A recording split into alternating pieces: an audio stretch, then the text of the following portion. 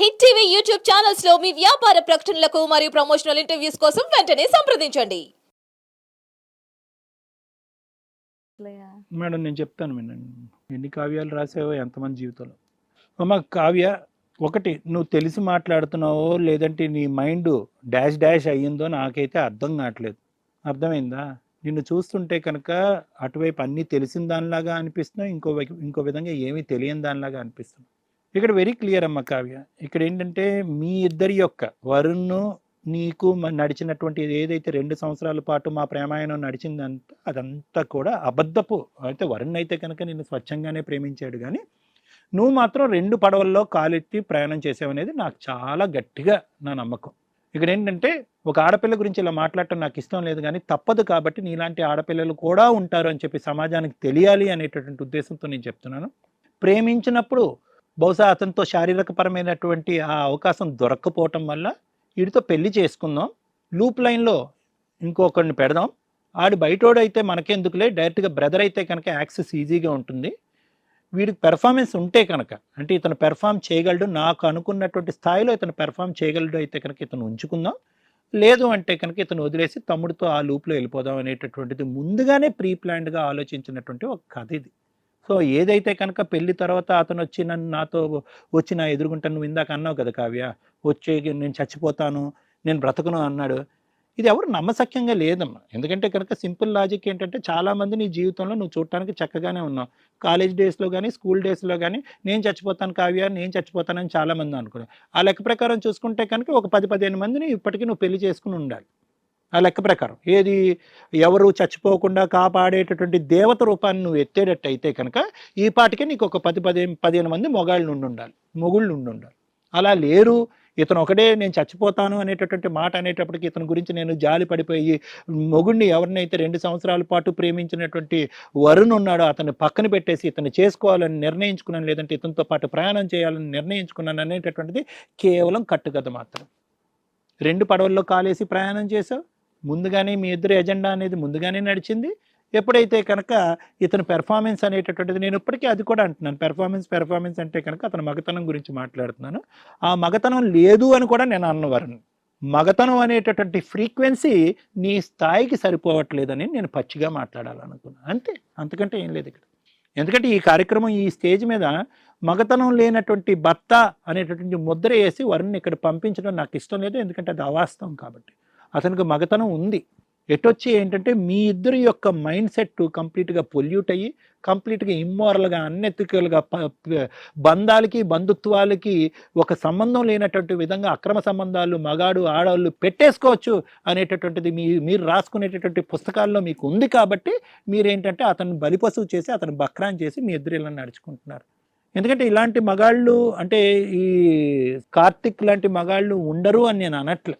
అవకాశంగా తీసుకుని, లేదంటే ఇందాక వరుణ్ వచ్చి అతనికి నేనే ఫీజులు కడుతున్నానండి, అతను బాగోగులు అన్నీ చూసుకున్నాను, తమ్ముడిగా అతను నమ్మినట్టుగా నా తల్లిదండ్రులు కూడా నమ్మలేదు, నా మనసులో ఉన్న ప్రతిభావాన్ని షేర్ చేసుకున్నానని ఆ స్థాయిలో తమ్ముడి గురించి గొప్పగా చెప్తూ, ఇక్కడ తప్పు చేసినటువంటి వాళ్ళు ఇద్దరూ చెరి సమానం అయినా కూడా కావ్యాన్ని చంపాలనేటటువంటి మనసు అనిపిస్తుంది, కానీ తమ్ముడిని మాత్రం కాపాడుకుంటాను అనేటటువంటి విధంగా మాట్లాడేటటువంటి వరుణ్ ఈరోజు అటువంటి వరుణ్ గురించే సొంత తమ్ముడు ఏమంటున్నాడు, అలాంటోడు కాదు సార్, అతను నిజస్వరూపం మీకు తెలియదు సార్, ఒక పక్క నుంచి ఏంటంటే మగాడు కాదు అంటున్నాడు, అతనికి ఒక 10 మంది ఉన్నట్టుగా మాట్లాడుతున్నాడు, అతని క్యారెక్టర్ ఇది కాదు సార్, అతనికి ఒక ఎజెండా ఉందని చెప్పి అన్నీ తప్పుడుగానే మాట్లాడుతున్నాడు. సో ఇక్కడ కార్తిక్ లాంటి వాళ్ళు ఉండరా, కార్తిక్ లాంటి తమ్ముళ్ళు ఉండకుండా ఉంటారా అనేటటువంటి దాన్ని నాకు ఆశ్చర్యం కలగట్లేదు. కానీ ఇక్కడ ప్రైమరీగా మ్యాన్ ఆఫ్ ది మ్యాచ్ లేదంటే ఉమెన్ ఆఫ్ ది మ్యాచ్ ఎవరన్నా ఉన్నారు అంటే కనుక అది కావ్య.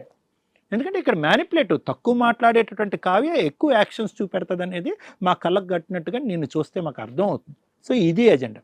ఇంకా వరుణ్ బాబు, నీది ఇక్కడేం తప్పు లేదు నాన్న, కానీ తప్పు లేదు అంటూనే నాకు కొద్దిగా నీ వైపు చూస్తుంటే నిన్ను బక్రా బలిపశువు చేశారు, ఫైనల్గా వాళ్ళిద్దరు సుఖాల గురించి నిన్ను మగాడే కాదు అనేటటువంటి విధంగా మాట్లాడారు అనేటటువంటి బాధ నాకు కల్పించినా కూడా ఇక్కడ ఈ పరిస్థితి వరకు తెచ్చుకునేటటువంటిది ఎవరు? నువ్వు.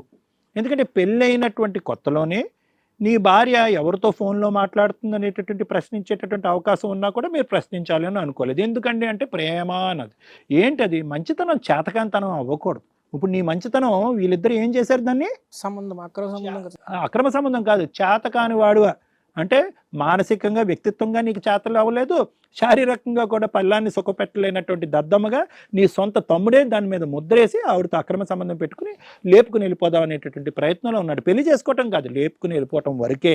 అలా చేయటానికి కారణం ఏంటంటే కనుక తమ్ముడిని నువ్వు ప్రేమించావు, తమ్ముడే అంత గొప్ప అనుకున్నావు, తమ్ముడిని జాగ్రత్త చూసుకున్నావు, దాన్ని నేను తప్పు పట్టట్లేదు.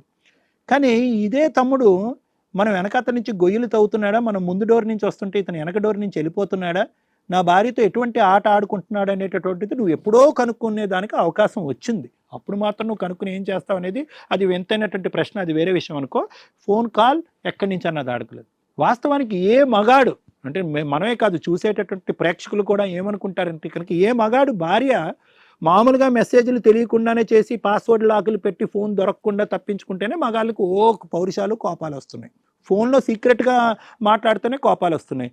అనవసరమైనటువంటి టైంలో భార్య ఆన్లైన్ ఉంటేనే కోపాలు వస్తున్నాయి. అలాంటిది భార్య న్యూడ్ కాల్ మాట్లాడుతున్నా కూడా నీకు ప్రశ్నించాలనేటటువంటి ఆలోచన, నిలదీయాలనేటటువంటి కోపం, ఒక 2 దెబ్బలు వేయాలి అనేటటువంటి ఆవేశం రాకపోయేటప్పటికి ఏమో మా డౌట్లు మాకు వస్తున్నాయి నువ్వేంటి అనేది.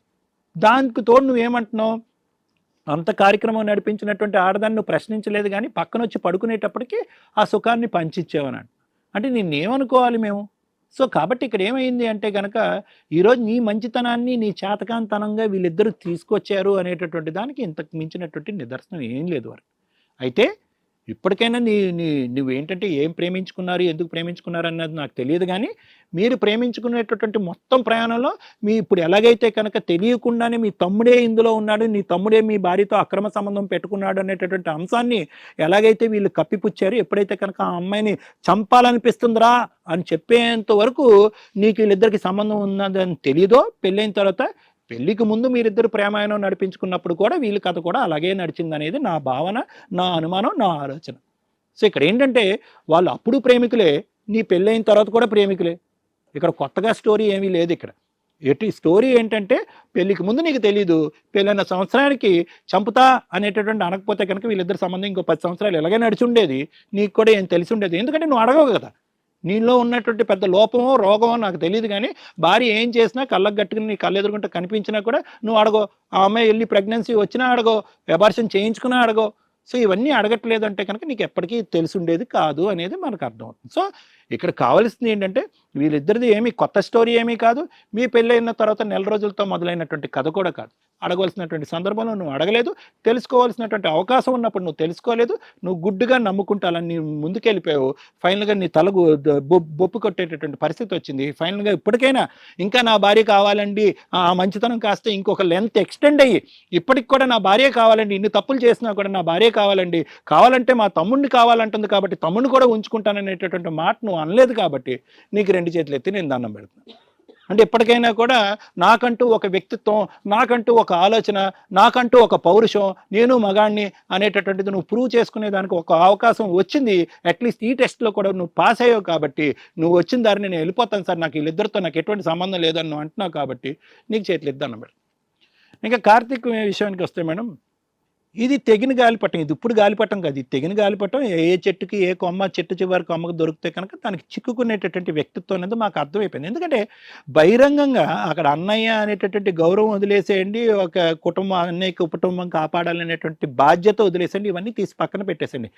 బేసిక్ మానవత్వంతో మాట్లాడేటటువంటి 2 పదాలు కూడా అతను మాట్లాడినటువంటి అర్ధగంటలో ఎక్కడ కూడా మనకు కనిపించలేదు.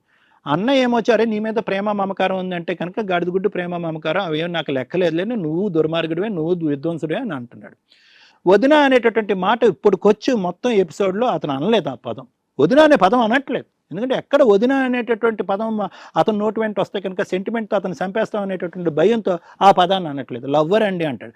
దానికి మించి ఇంకో పదం ఏమంటాడంటే కనుక ఉంచుకుంటానండి. ఉంచుకుంటే తప్పేంటండి, నా వెనకాల గర్ల్ ఫ్రెండ్ ఉంది, ఆ గర్ల్ ఫ్రెండ్ పాపం ఆ అమ్మాయి బక్కరా నెక్స్ట్ వచ్చే ఎపిసోడ్లో ఆ అమ్మాయి వచ్చి ఇక్కడ కూర్చుంటుంది, మా అమ్మాయికి చెప్పాల్సిన బాధ్యత కూడా మనకు ఉంది. ఈ మనిషి ఇలాంటి వాడు, తస్మాత్ జాగ్రత్త అమ్మ, వదినతోనే లింక్ పెట్టుకునేవాడు ఇంకెవరితోనే లింక్ పెట్టుకోవడం అనేటటువంటి సంబంధం ఉంది, మీ ఇంట్లో వేరే ఆడవాళ్ళు ఉంటే కనుక జాగ్రత్త చూసుకో, ఇటువంటి వ్యక్తితో పెళ్లి చేసుకోవద్దు, జాగ్రత్త నా అమ్మాయికి చెప్పాల్సినటువంటి బాధ్యత కూడా మనకు ఉంది. సో ఏంటంటే ఇక్కడ కార్తిక్ కంప్లీట్గా ఒక అన్ఎథికల్ ఇమ్మారల్ ఒక గై. అతనికి ఏంటంటే ఆడవాళ్ళు అనేటటువంటిది వాళ్ళ మీద చాలా చులకన భావం ఉంది. అక్కడ వదిన లేదు, అక్క లేదు, చెల్లి లేదు, అటువంటి విధంగా ప్రవర్తించేటటువంటి వ్యక్తిత్వం కార్తీక్ది. కాబట్టి ఈరోజు నేను ఆ అమ్మాయిని పెళ్లి చేసుకోనండి, ఆ అమ్మాయిని కేవలం ఉంచుకుంటాను, నాకు నచ్చినటువంటి వాళ్ళని నేను పెళ్లి చేసుకుంటాను, నాకు అడ్డు అదుపు లేదు అనేటటువంటి ఈ వ్యక్తిని కూడా ఇంకా ఇప్పటికీ కూడా కావ్య అతనే కావాలి, అప్పుడు ప్రామిస్ చేశాడు, ఎందుకు పెళ్లి చేసుకోవడం అని అంటే కనుక ఇంకా అది మరి ఆ కావ్యకి ఒక ఏదైనా మెంటల్ హెల్త్ అసైలం పంపించి అక్కడ ఈ అమ్మాయికి ఏమైనా మానసికంగా ఏమైనా ప్రాబ్లం ఉందేమో డిటెక్ట్ చేయాలి. నెంబర్ 1. నెంబర్ 2 ఏంటంటే ఖచ్చితంగా ఈ వ్యవహారాన్ని ఆ అమ్మాయి యొక్క తల్లిదండ్రులకు చెప్పి, ఏమండి మీ అమ్మాయిని ఇలా ఎలా వదిలేశారు, ప్రేమించుకున్నాడు, పెళ్లి చేసుకున్నాడు, అంతవరకు ఓకే, ఈ అమ్మాయిని ఇలా వదిలేస్తే కనుక మీ కుటుంబాన్నే కాదు చాలా కుటుంబాలను కూడా నాశనం చేసేటటువంటి అవకాశం ఉంటుందని చెప్పి ఒకప్పుడు ఈ స్టేజ్ మీద ఈ అమ్మాయికి అవగాహన ఆలోచన రాకపోతే కనుక వాళ్ళ పేరెంట్స్ కూడా చెప్పవలసినటువంటి అవసరం ఉంది మేడం.